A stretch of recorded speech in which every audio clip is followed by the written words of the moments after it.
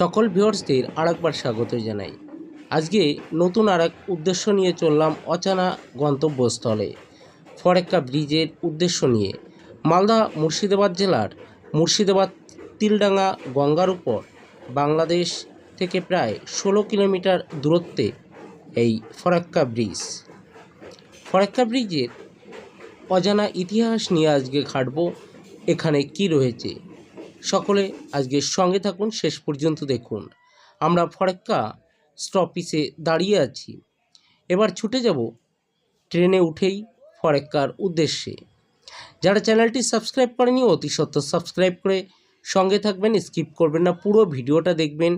ফরেক্কা ছুটে চললাম আমরা নতুন গন্তব্যস্থল ফরেক্কা ব্রিজের উদ্দেশ্যে। এখানে 109টি ব্রিজের গেটের আজকে পরিচয় করিয়ে দেব। আমরা টানেলের উপর দিয়ে চলতে থাকলাম ফরেক্কা ব্রিজের। ফরেক্কা ব্রিজ উপর আমরা উঠেও গেছি, গঙ্গায় দেখছি প্রতিটা গেট একে একে পার হতে শুরু করলাম। 1961 সালের কাজ শুরু হয়। 157 কোটি টাকা বাজেট নিয়ে এই কাজে হাত দেওয়া হয়। 15 বছর সময় লাগে প্রায়। 1975 সালে 21শে এপ্রিল শুভ সূচনা, শুভ উদ্বোধন এই ব্রিজের। এইচসিসি হিন্দুস্তান কনস্ট্রাকশন কোম্পানি সরকারি বেসরকারি উদ্যোগে, যার হেড অফিস বোম্বে, এই কাজটি হাতে নিয়ে শুরু করেছিল এবং শেষ করেছিল।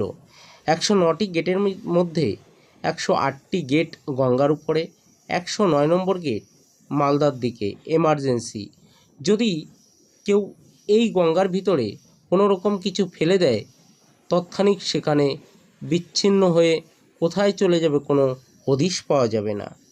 ফরেক্কার তাপবিদ্যুৎ কেন্দ্রটি পাশেই রয়েছে এনটিপিসি। তাপবিদ্যুৎ কেন্দ্রের অধিকাংশ তাপবিদ্যুৎ উৎপাদনের জল, পানি এবং পানীয় জল এখান থেকেই ব্যবহৃত হয়। 60টি ক্যানেল পানীয় জলের জন্য। 109 নম্বর গেট আগেই বলেছি মালদার দিকে এমার্জেন্সি গেট। 108 নম্বর গেট পর্যন্ত কম বেশি কখনো কখনো খুলে এটি প্রয়োজনে ব্যবহার করা হয়। ফরেক্কার বাঁধ বাংলাদেশের বিপর্যয়। 2240 মিটার লম্বায় 1 বিলিয়ন খরচায় সোভিয়েত রাশিয়ার সহযোগিতায় এই বাঁধে হাত দেওয়া হয়েছিল কাজে।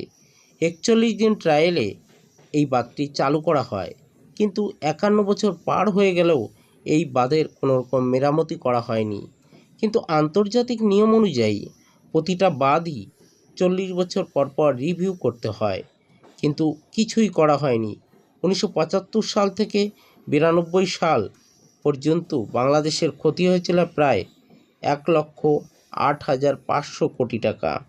কালিয়াচক মানিকচক 712 কিলোমিটার জায়গা ভেঙে এই গঙ্গার নিচে চলে গেছে। 7টি প্রাথমিক বিদ্যালয়, 14টি উচ্চ মাধ্যমিক বিদ্যালয় বা উচ্চ বিদ্যালয় তলিয়ে গেছে এই গঙ্গায়। রুটি রোজগার হারিয়েছে প্রায় 40,000 পরিবারেরও বেশি। 2016 সালে বিহারের বন্যায়, 2019 সালের বন্যায়, এই বিহার এবং উড়িষ্যার বন্যায় এই বাঁধ ভাঙার এক চিঠি দেওয়া হয় প্রধানমন্ত্রীর জন্য এবং দাবিও তোলা হয়। ভারতের গঙ্গা, বাংলাদেশের পদ্মা নামে পরিচিত ফরেক্কার বাঁধ 15টি জেলায় বন্যা হয়ে যায়, বাংলাদেশে প্রায় তলিয়ে যায়।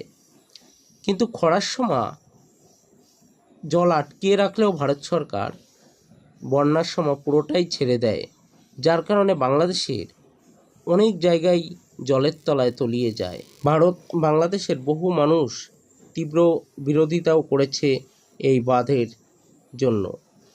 এই বাঁধ ভেঙে ফেলার অনেকবার চিঠিও দেওয়া হয়েছে। এটি একটি বাঁধই নয়, এটি রেল এবং সড়ক ব্যবস্থার মেলবন্ধন এক করেছে উত্তরবঙ্গের সঙ্গে, যার জন্য যোগাযোগ ব্যবস্থা খুবই সুন্দর। বাংলাদেশের প্রতি বছর প্রায় 300 থেকে 400 কোটি টাকা ক্ষতিগ্রস্ত হয় এই বাঁধের জন্য।